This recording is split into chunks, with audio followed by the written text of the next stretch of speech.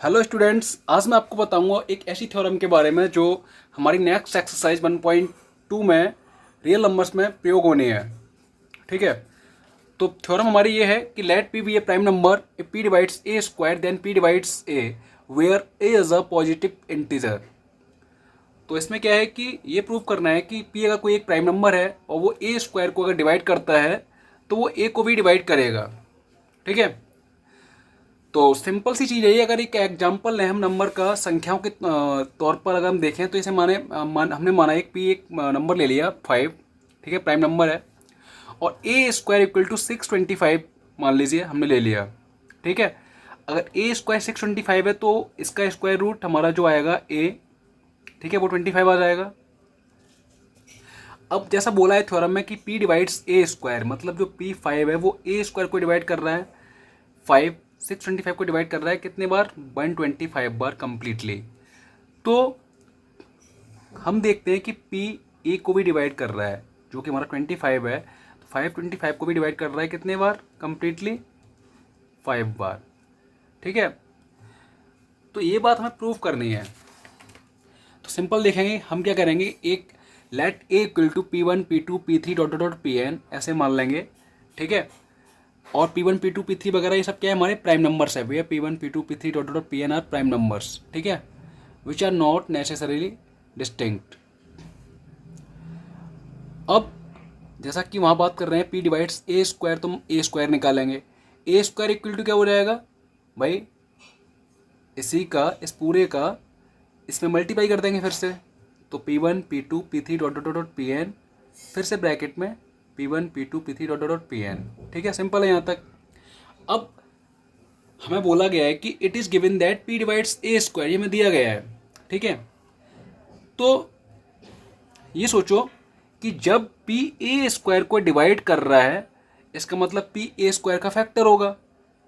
ठीक है, P ए square का फैक्टर होगा, प्राइम फैक्टर होगा इसका। और फंडामेंटल थ्योरम पढ़ी हुई है हमने कि we know that every composite number can be expressed as a product of unique prime numbers।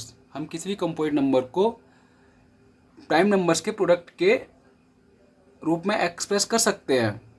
ठीक है, तो ये हमारा जो है वो प्राइम नंबर्स के प्रोडक्ट के रूप में ही लिखा हुआ है अभी ये। और ये हमें बोला गया है कि पी ए स्क्वायर को डिवाइड करता है।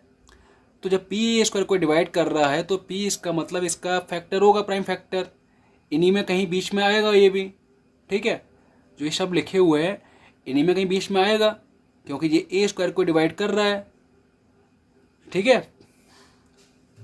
तो ये इन्हीं में बीच में कहीं ना कहीं शामिल होगा। ठीक है, तो वही बात हमने यहाँ पे लिखी हुई है, this means p belongs to P1 P2 P3 dot dot Pn। इसी में ये बिलोंग कर रहा है कहीं ना कहीं। ठीक है, इनमें and is one of them. ठीक है, इसी में कहीं बिलोंग कर रहा है और इन्हीं में से ही कोई एक है।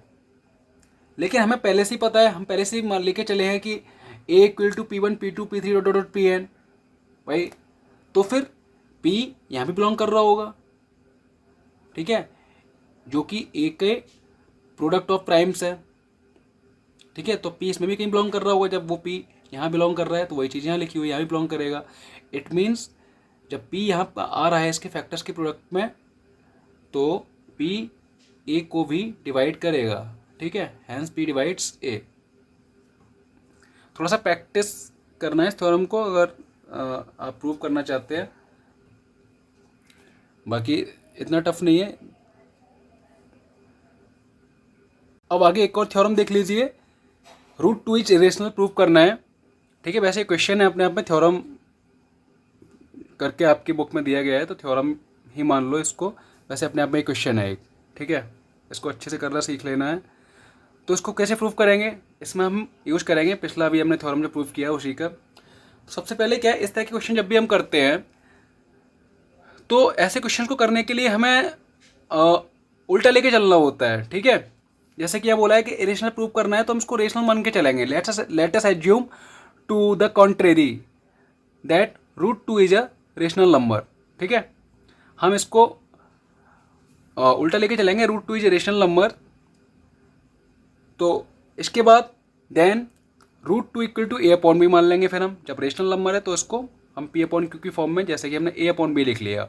और where a and b are coprimes, coprime आपको पता होना चाहिए, को प्राइम नंबर जिनका कोई भी फैक्टर कॉमन ना हो वन को छोड़ के, ठीक है। तो ए और बी को प्राइम है हमारे यहाँ पे। अब हम सिंपल कर देंगे स्क्वायरिंग ऑन बोथ साइड्स, तो इसका स्क्वायर करेंगे 2 आ जाएगा, इधर करेंगे ए स्क्वायर, नीचे हो जाएगा बी स्क्वायर, ठीक है। हम बी स्क्वायर को इधर पहुंचा देंगे, ठीक है। तो 2b square equal to a square हो जाएगा, फिर 2 को नीचे ले आएंगे तो b square equal to a square upon 2 हो जाएगा।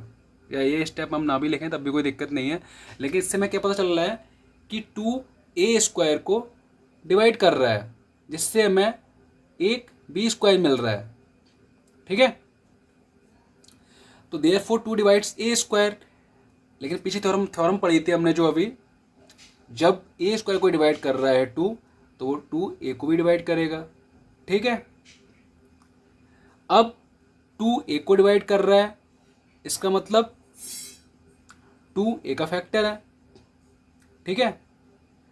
तो हम so we can write a equal to 2c, तो हमने a को 2c मान लिया, क्योंकि 2a को डिवाइड कर रहा है, तो हमने a को 2c मान लिया, c कोई अदर एक नंबर है, ठीक है। देन फ्रॉम फर्स्ट, इसको हम फर्स्ट इक्वेशन डाल लिया है, अब एक की जगह 2c हम पुट कर देंगे, तो b square equal to 2c का whole square upon 2c square, मतलब ये हमारा सॉल्व होकर 4c स्क्वायर हो जाएगा अपॉन 2, 2 2 जा 4 हमारा बचेगा। फिर यहाँ पे b square equal to 2c square, ठीक है। बी स्क्वायर ये 2 नीचे ले आएंगे, इस साइड में ले आएंगे हम, तो नीचे आ जाएगा b square upon 2 equal to c square हो जाएगा। अब सेम जैसे ऊपर हुआ था वैसे ही यहाँ पे हो रहा है फिर से, कि this means 2 divides b square, तब हमें सी स्क्वायर मिल रहा है, ठीक है।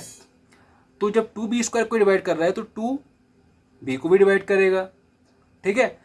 अब हमें क्या पता चल रहा है कि ये 2 बी को भी डिवाइड कर रहा है और यहाँ पे 2 ए को भी डिवाइड कर रहा है, इसका मतलब ए और बी का हमारे पास से कॉमन फैक्टर 2 आ गया, जबकि ए और बी तो को प्राइम थे, ठीक है।